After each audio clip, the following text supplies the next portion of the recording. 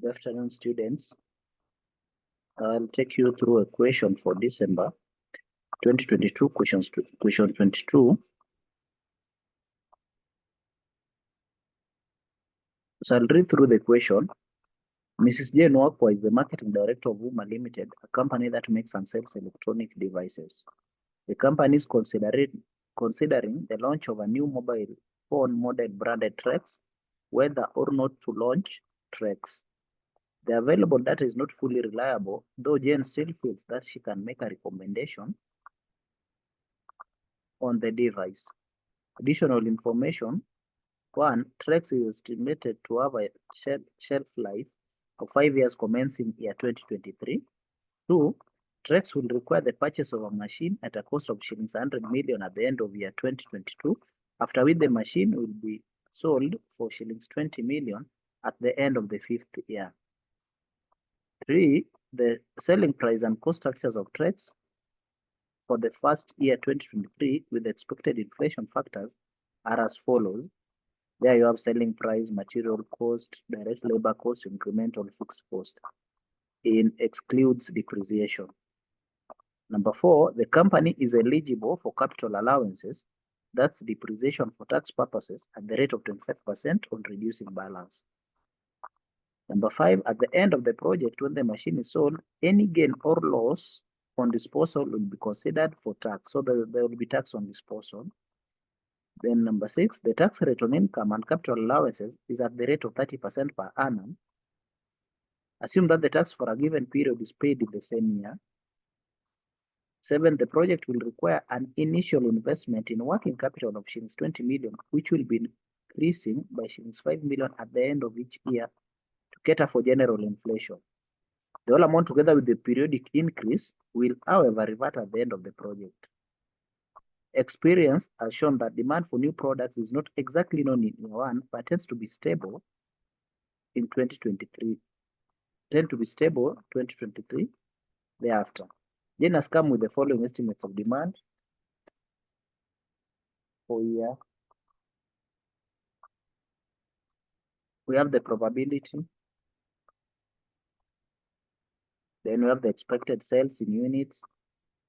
And we're told Jane expects an initial increase in demand in year 2024 of 25%, then a decline of 50% in year 2025. This level will remain the same till the end of the project. Wuma Limited has a real weighted average cost of capital, WACC, of 8%, and general inflation is expected to be at 4%. Due to the risk of the project, Jane feels that the relevant nominal WACC should be increased by 3%. Required, compute the following. A, the weighted average cost of capital to be used to evaluate the project. So this is what we call the real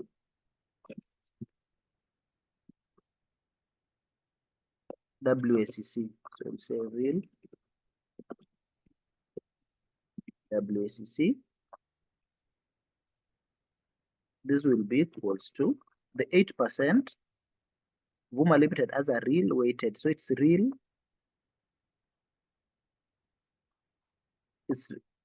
It's WACC. It's real WACC plus inflation. So we'll take the 8% plus the 3%. Then fits that the relevant nominal WACC should be increased by 3%. So that plus the nominal. So it will give us 11%. So this is the WACC.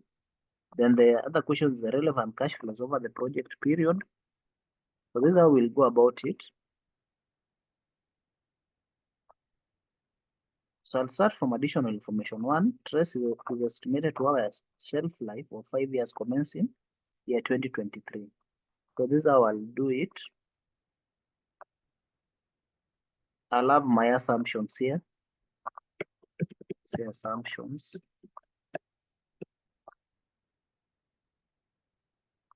One, Trex will require the purchase of machine at a cost of shillings 100 million at the end of year 2022. So this is the initial cost. Initial investment or initial cost. which is 100 million. So I'll put it into thousands. So I'll say 100 million.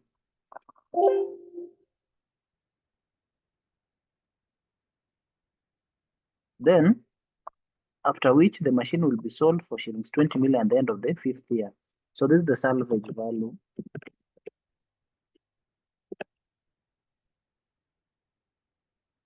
of 20,000.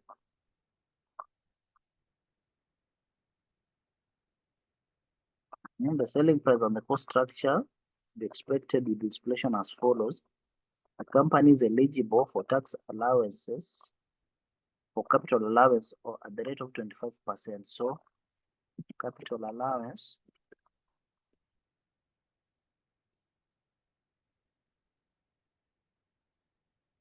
is 25%.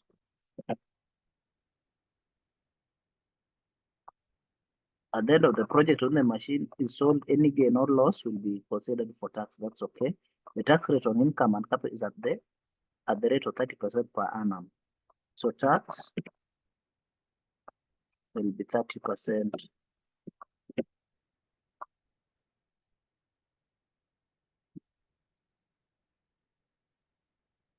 So the project will require an initial investment in working capital of shillings 20 million. So initial working capital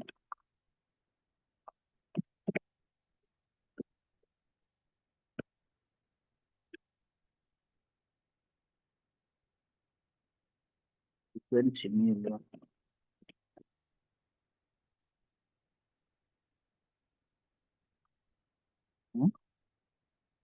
Then it will increase. That's okay.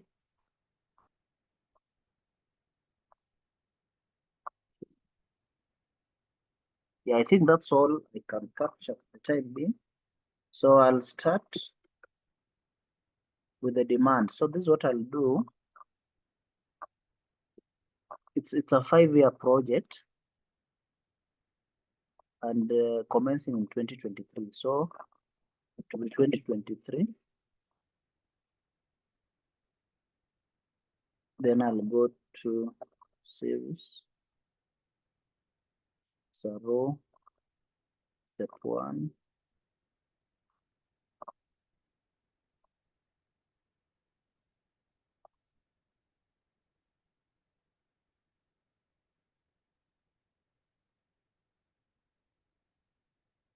So up to 2027. It will be 5 years.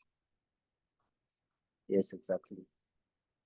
So this is what I'll do. I'll start with the demand in units. We are told under additional information 8, experience has shown that demand for new products is not exactly known in year 1, but tends to be stable in 2023 thereafter.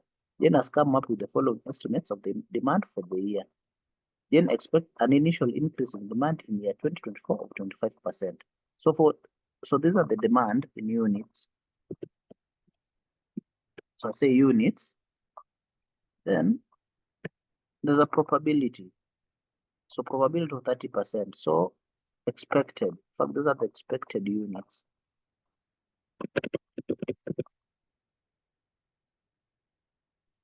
Expected units. So we say this equals to 30% because the probability times 40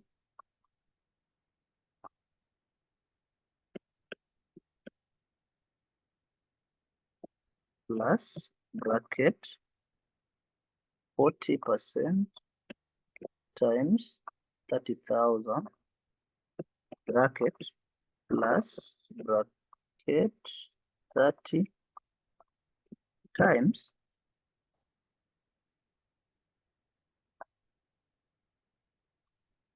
10,000 bracket. So it's 27,000. These are the units, the expected units for 2023. But we are told that then expect an initial increase in demand in year 2024 of 25%. So for 2024, it will be the units in 2023 times bracket 1 plus, so there was just a minute, let me go back, let me just indicate that, let me just put 25% here, the increase. Sorry.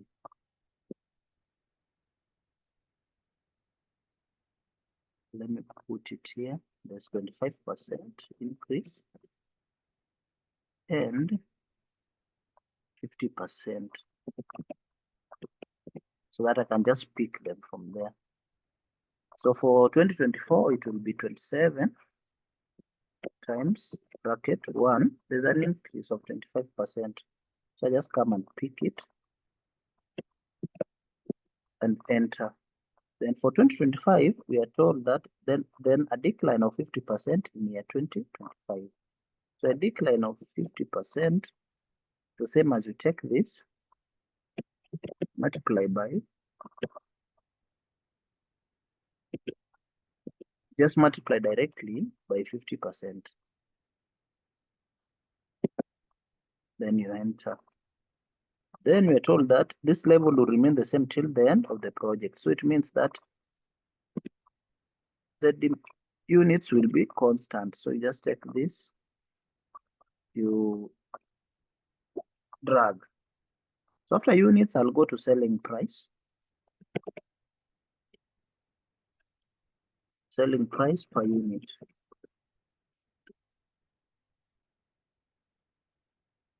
For 2023, on additional information number 3, the selling price and cost structures of trades for the first year with expected inflation factors are as follows. We are told selling price was 5,000 per unit, but inflation rate is 2% from year 2024 onward. So it means that for 2023, the selling price will be 5,000.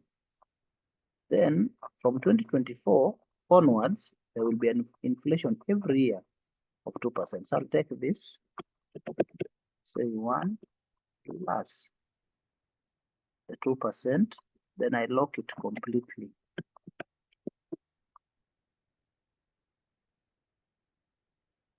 Let me see if I drag it will, yeah. So if you drag, it automatically copies the values. So I'll go to material cost per unit.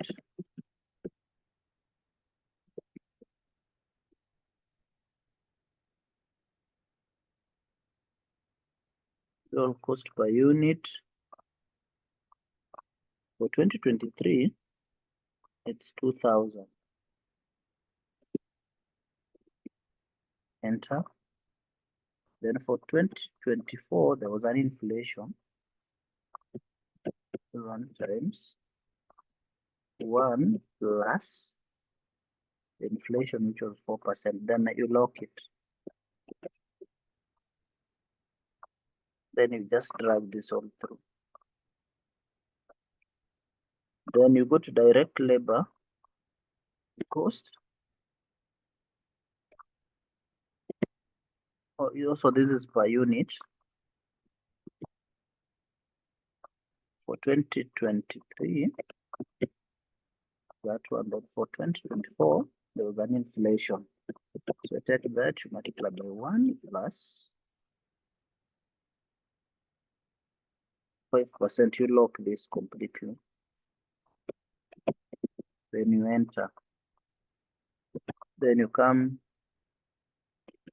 sorry, then from here you can just drag because you have locked it completely. So next you go to incremental fixed cost per unit.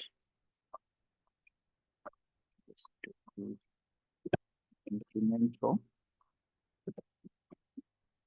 cost per unit.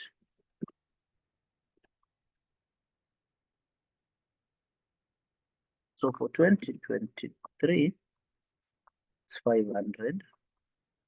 Then from 2024 onwards, it will be 500 times an inflation of 10%. So I'll lock this inflation again.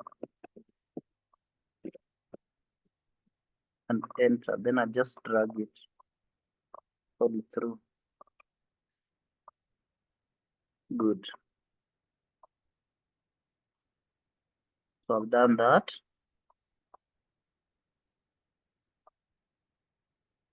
So we have the expected units, we have the selling price per unit, material cost per unit, direct labor cost per unit, incremental cost per unit. Then I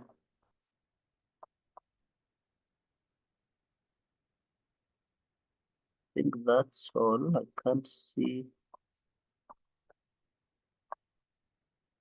Yeah, that's all.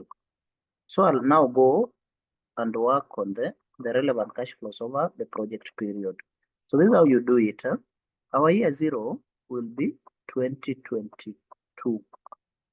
So start with the 2022 all the way to 2027. 2022. I'll go to series, my stock value, it will be 2027. Let's say okay. Then I'll bold this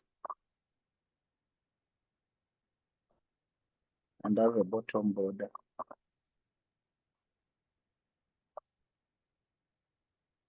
Bottom border. Then I'll start with revenue.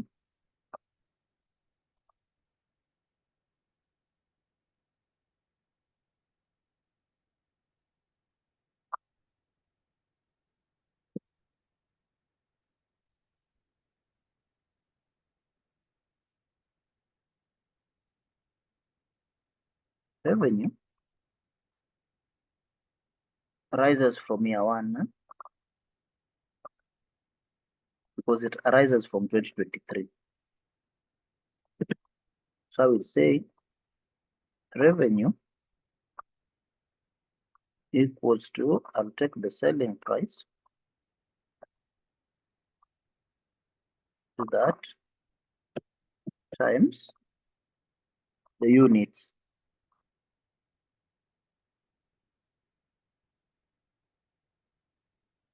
and enter. So I'll enter that.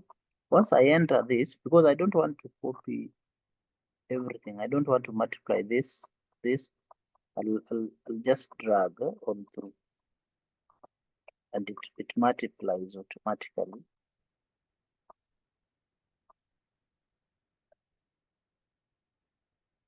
And as you can see, this Q13 times Q12 for 2025. So this is Q13, this is Q12. So it multiplies automatically. So then I'll go to material cost.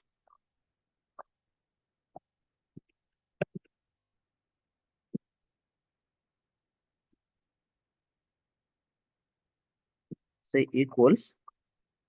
I'll again pick this and I multiply by this, the number of units. I'll enter. Then I'll just drag it. The formula is already copied.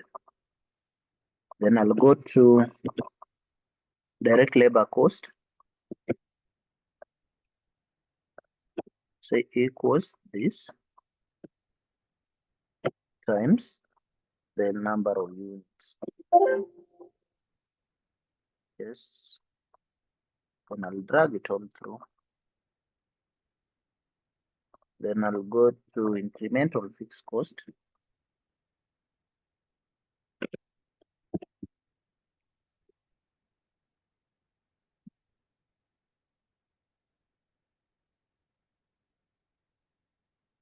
Then for 2023,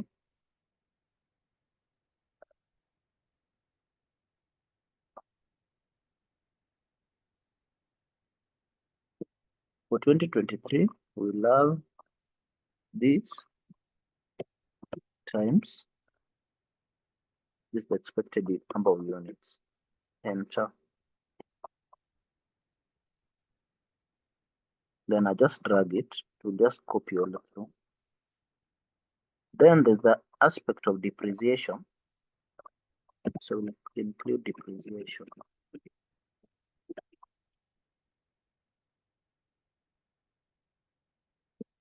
Depreciation we were given under Additional information.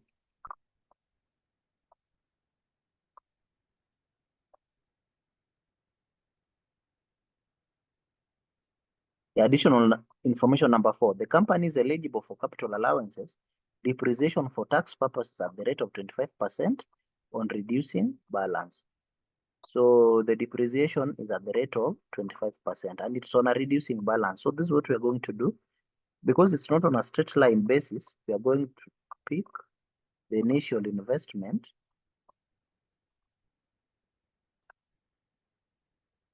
It was 100 million. So let me just put the 100 million here because I'm already working with millions.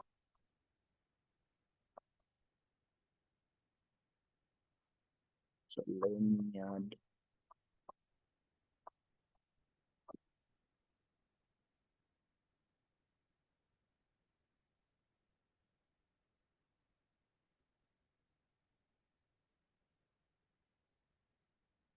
So this is also 20 million. Salvage value was also 20 million.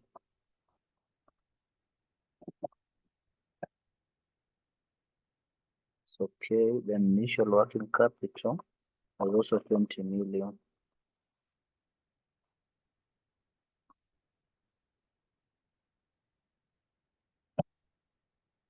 Yeah, that's now okay. So for depreciation, I say equals.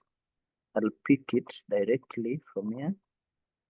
Then I multiply by 25% because it's on a reducing balance. Get that 25 million. Then for the year 2, I'll take the 100 million because it's on a reducing balance.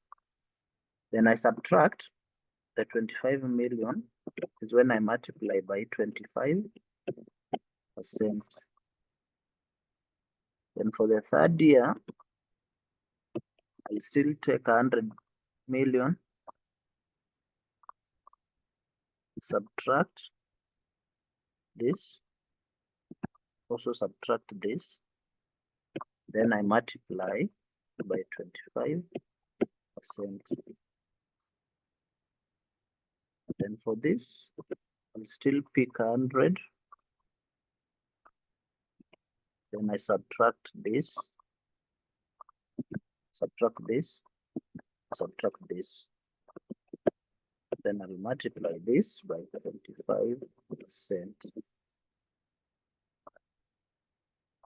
You can see the reduction. Then this I'll also pick 100 million minus for 2023 this, and that. Then I'll multiply all of this by 25%. Yeah, so that's the depreciation. So after depreciation, we'll have earning before tax. So earning before tax, so I'll create boundary here, bottom border. Let me just undo it. Bottom border. I'll create a bottom border. There now. Here I'll say this is the difference. The earning is the difference between revenue and cost. So I'll take this minus the sum of all this. Say enter. Then we drag on through. It will copy. So after that, we'll have tax.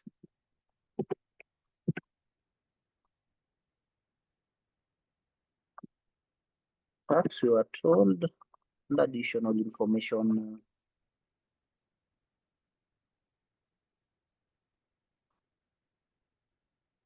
Number 6, the tax rate on income and capital allowances at the rate of 30% per annum. So it's paid every year. So I will just include, I just say tax here so that I lock it. So tax is 30%. So I just come and say equals to 30 times, now this earning before tax, but I'll put it negative because I want the taxes to be negative. Then I'll lock this cell for tax completely. With F4, enter. So I'll just drag all through and it copies all through. So after tax, we'll have earning after tax.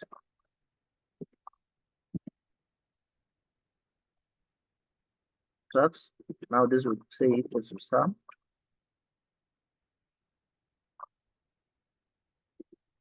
Enter. Then you just copy it all through. You'll have it there. Then we'll add back the depreciation because depreciation is not a real cost. So we'll add it back.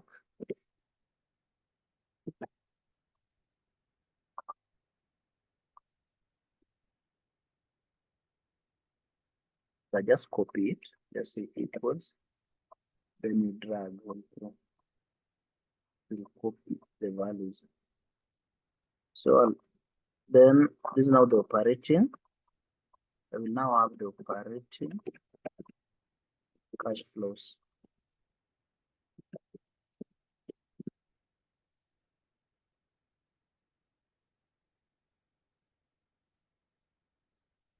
So equals, it will be the sum of the two. So just drag and enter. Then you just drag all through. There you are. So I'll create a border here. Bottom border to separate them. So I'll go to investment.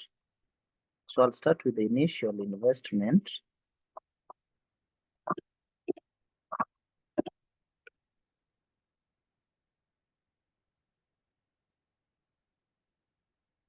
Equals, so the initial investment is here. It's 100 million.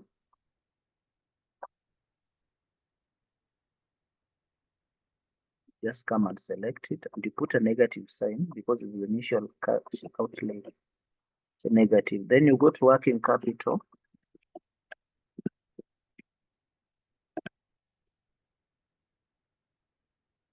Working capital also at the year 0. So we also have negative because the working capital was 20 million. So I'll select it. Then we are told under additional information,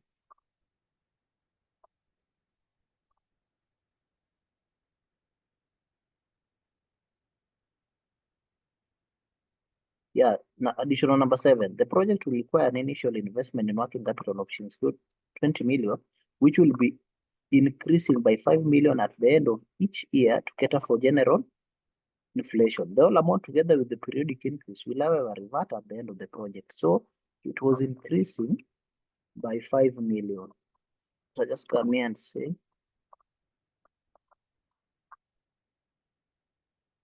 I'll take this, and because it's negative, so I'll say negative 5 million.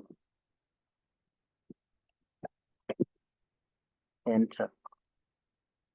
So for this also, it will increase by 5 million.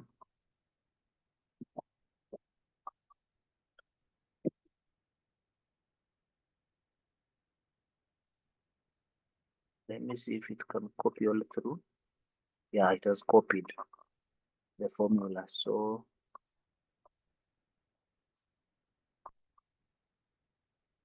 yeah, so it has up to 45. So when you have this increase, now we'll calculate what we call changes in working capital. Changes WC.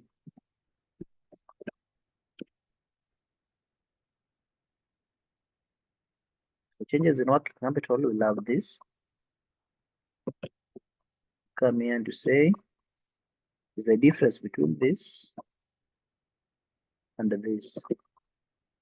So you get it. So you just drag it all through and you'll realize it's 5 million all through. So after that, we have what we call tax on disposal.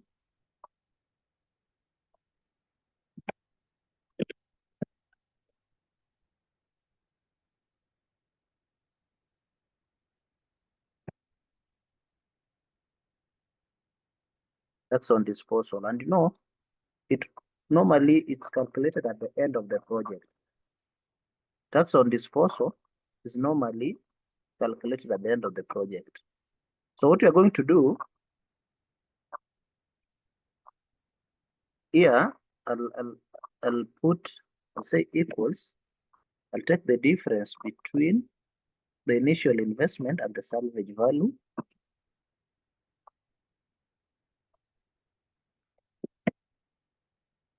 Enter. Then I'll sum the depreciation. And I see. Just say is equal to sum. You sum all this. Then enter. Then the difference between this and the depreciation, that's where what you'll use to calculate the tax on disposal. So I'll come here and say, we were told that the tax rate was 30%. So we still use the 30% tax. So we'll say 30 multiply by this one here. You get that. So that's the tax on disposal. Then you come to terminal benefit.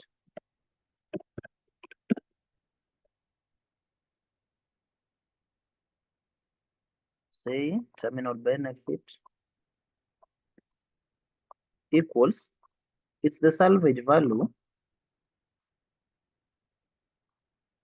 the salvage value plus, because we are told on additional information number 6 that the working capital will revert back at the end of the project. So the 45 million will revert back. So because it's negative, I'll put a negative sign so that it changes into positive. So I add it to give me 65 million. So there now we'll have the project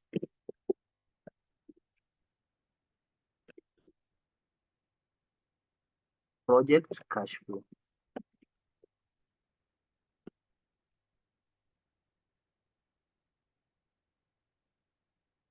The project cash flow for 2022, it will be initial investment plus it will be the sum of that. Then for this, it will be this operating cash flow plus the changes in working capital, because these are cash outflow. So you add it. Then for this, you just drag it now. Just drag it from here. You drag it all through. We'll copy this one. You can see that that's this plus this. But now for the final year, you'll take this. You multiply. You add to you add to tax on disposal. Then again you add to terminal benefit. So the project cash flow, let me just highlight it and bold it. So this is the project cash flow. So going to the question, the relevant cash flows over the project period. So this is the answer. So these are the relevant projects over, or relevant cash flows over the project. Then the NPV, which is the net present value, NPV of the advice on the viability of the project. So we just calculate the NPV. Now that we have the values, I'll say NPV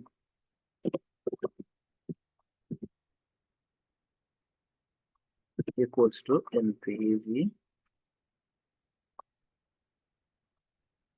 The rate is the WACC, which we found to be 11. I just go back, take the 11%, comma. Then for NPV, I'll start from year 2023. Select this all through. Then bracket. Then I add the 120 million, which is the for year one. I enter. Just expand, and it's in percentage. Let me change it to general. Yeah, so the NPV is 3,374,180.694. So because we have a positive NPV, then the project, we say the project is viable.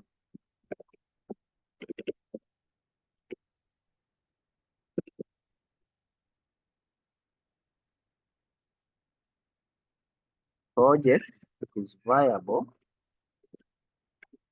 since we have positive NPV.